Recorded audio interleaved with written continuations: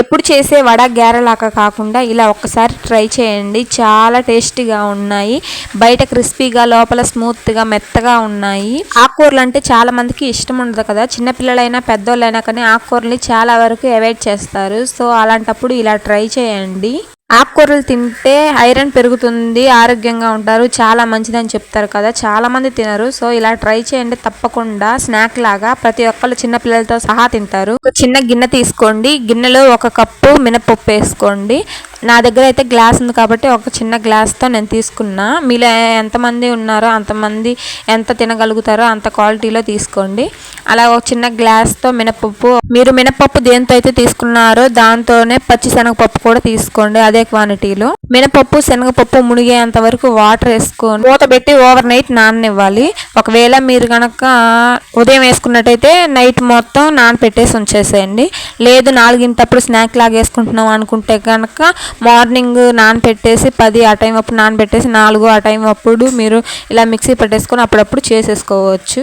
కనీసం 6 గంటలైనా సరే నాననివ్వాలి. బాగా నానబెట్టిన మినపప్పు శనగపప్పుని ఒక 2-3 సార్లు అయినా సరే బాగా వాష్ చేయండి. బాగా వాష్ చేసిన తర్వాత మిక్సీలో వేసుకొని మిక్సీ పట్టేసుకోండి.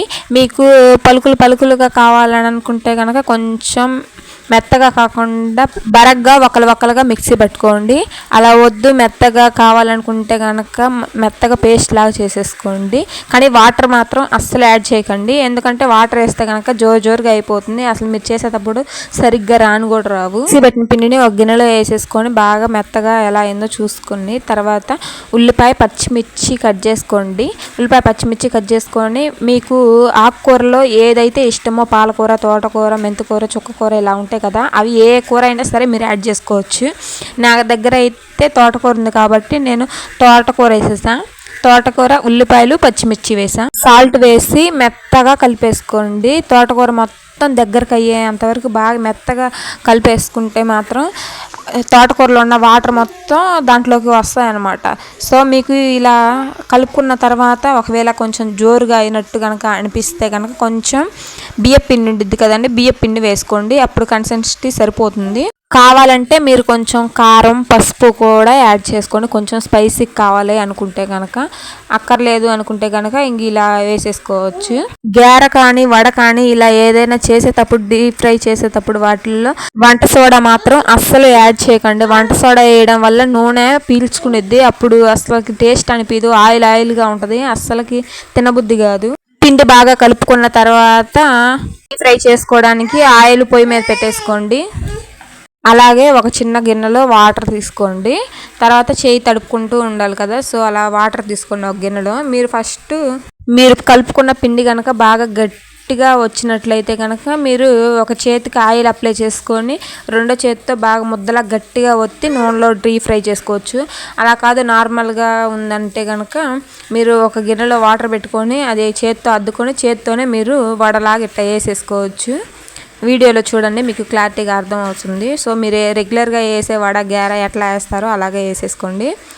2 వైపులా కాలి బాగా గోల్డెన్ బ్రౌన్ కలర్లో వచ్చేలాగా క్రిస్పీగా కాల్చుకోండి. లోపల స్మూత్గా మెత్తగా ఉంటాయి, బయట క్రిస్పీగా వస్తాయి. చాలా టేస్టీగా ఉంటాయి. ట్రై చేయండి తప్పకుండా. ఆయిల్ అనేవి అస్సలు పీల్చుకోవు. మంట మాత్రం మరీ హై ఫ్లేమ్లో కాకుండా మరీ సిమ్లో కాకుండా కుక్ చేసుకోండి. అలాగే రెండో వాయి కూడా వేసేసుకుంటున్నాను. Same process. చేతికి కొంచెం వాటర్ అద్దుకొని వడలు వేసేసుకోవడమే. మంటని హై ఫ్లేమ్లో మాత్రమే కుక్ చేసుకోండి. సిమ్లో మాత్రం అస్సలు పెట్టకండి. అలా అని మరీ ఎక్కువ హై ఫ్లేమ్లో మాత్రం అస్సలు పెట్టకండి. అలాగే సింపుల్గా చట్నీ ఎలా చేయాలో కూడా చూపిస్తా, ఒకసారి చూసేయండి. సింపుల్గా అయిపోతుంది 2 మినిట్స్లోనే.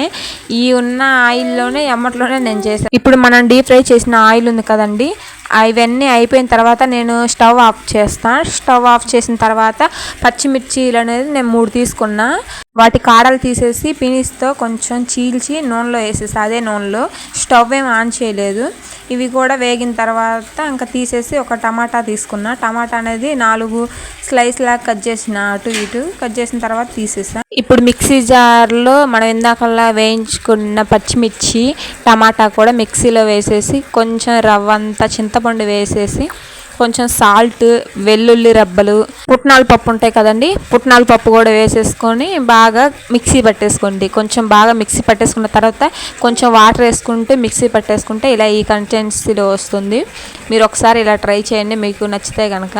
అలాగే మీకు ఈ వీడియో నచ్చితే కనుక ఒక లైక్ ఇచ్చి సబ్స్క్రైబ్ చేసుకోండి మరిన్ని ఇలాంటి వీడియోల కోసం. టేస్ట్ ఎలా ఉందో ఒకసారి మీరు కూడా ట్రై చేసి కామెంట్ చేయండి. వీటిలోకి అయితే పల్లి చట్నీ కానీ, అల్లం చట్నీ కానీ, టమాటా చట్నీ కానీ చాలా బాగుంటుందండి. మీ పిల్లలకైతే తప్పకుండా నచ్చుతుంది. మళ్ళీ చెయ్యని చెప్పి అడుగుతారు.